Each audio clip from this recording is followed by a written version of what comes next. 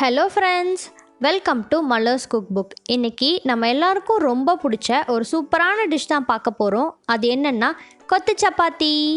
அதுக்கு தேவையான பொருட்கள் என்னென்னு பார்க்கலாம் வாங்க. சப்பாத்தி 3, முட்டை 2,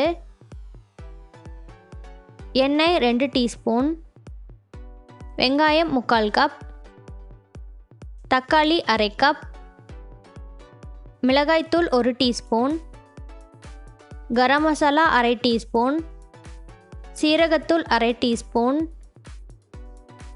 மஞ்சள் தூள் 1 சிட்டிகை, மிளகுத்தூள் 1/4 டீஸ்பூன், மல்லித்தழை 1/4 கப், உப்பு தேவையான அளவு. இப்போது நம்ம எடுத்து வச்சுருந்த 3 சப்பாத்தியை நல்லா சின்ன சின்ன துண்டுகளாக பிச்சு வச்சுக்கலாம்.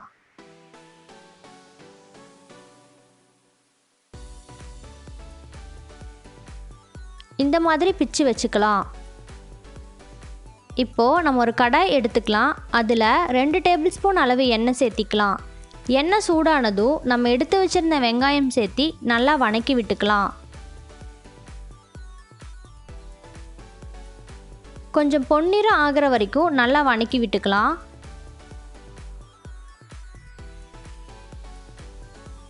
அடுத்தது நம்ம எடுத்து வச்சுருந்த தக்காளியை சேர்த்தி வெங்காயத்தை கூடவே நல்லா வணக்கிக்கலாம்.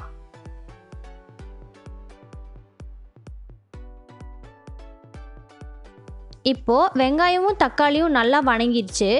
அடுத்தது நம்ம மசாலா எல்லாம் சேர்த்திக்கலாம். மிளகாய்த்தூள், கரம் மசாலா, சீரகத்தூள், மஞ்சள் தூள் இது எல்லாத்தையும் சேர்த்தி நல்லா கலந்து விட்டுக்கலாம். கூடவே கொஞ்சம் உப்பும் சேர்த்தி நம்ம நல்லா கலந்து விட்டுக்கலாம். மசாலாவோட பச்சை வாசனை போகிறதுக்கு நம்ம கொஞ்சமாக தண்ணி சேர்த்தி கலந்து விட்டுக்கலாம். இப்போது மசாலாவோட பச்சை வாசனையெல்லாம் போய் எண்ணெய் நல்லா பிரிஞ்சு வந்துருச்சு. இப்போது நம்ம எடுத்து வச்சுருந்த முட்டையை உடைச்சி உள்ளே சேர்த்திக்கலாம்.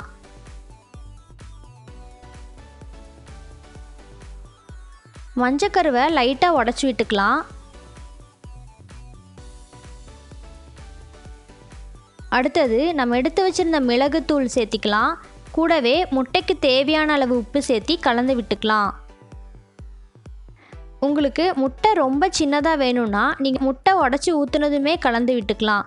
எனக்கு கொஞ்சம் பெருசாக வேணுங்கிறனால நான் கொஞ்ச நேரம் விட்டு கலந்து விட்டுக்கிறேன். இப்போது நம்ம எடுத்து வச்சுருந்த கொத்தமல்லி தழையை சேர்த்தி நல்லா கலந்து விட்டுக்கலாம். அடுத்தது நம்ம சின்ன சின்னதாக கட் பண்ணி வச்சுருந்த சப்பாத்தியை உள்ளே சேர்த்தி நல்லா கலந்து விட்டுக்கலாம். இப்போது உங்களுக்கு வேணும்னா நீங்கள் சிக்கன் குழம்பு, சால்னா, குருமா இதெல்லாம் கூட சேர்த்தி நல்லா கலந்து விட்டுக்கலாம். அப்படி கலந்தாலும் உங்களுக்கு டேஸ்ட் சூப்பராக தான் இருக்கும். எனக்கு கொஞ்சம் ரோஸ்ட்டாக வேணுங்கிறனால நான் அதெல்லாம் சேர்த்திக்கலை. இப்போது நம்ம நல்லா கலந்து விட்டாச்சு. சப்பாத்தி நல்லா மசாலா கூட மிக்ஸ் ஆயிடுச்சு. இப்போது நம்ம கேஸ் ஸ்டவ் ஆஃப் பண்ணிக்கலாம். இப்போது உங்களுக்கு ரொம்ப சூப்பரான கொத்து சப்பாத்தி ரெடி ஆயிடுச்சு. சாப்பிடுங்க, என்ஜாய் பண்ணுங்கள். இந்த ரெசிபி உங்களுக்கு பிடிச்சிருந்தா லைக் பண்ணுங்கள், கமெண்ட் பண்ணுங்கள், ஷேர் பண்ணுங்கள். மலர்ஸ் குக்புக் சேனலை மறக்காமல் சப்ஸ்கிரைப் பண்ணிடுங்க. கூடவே பக்கத்தில் இருக்க பெல் ஐக்கானை கிளிக் பண்ணுங்கள். பொறுமை காத்தமைக்கு நன்றி.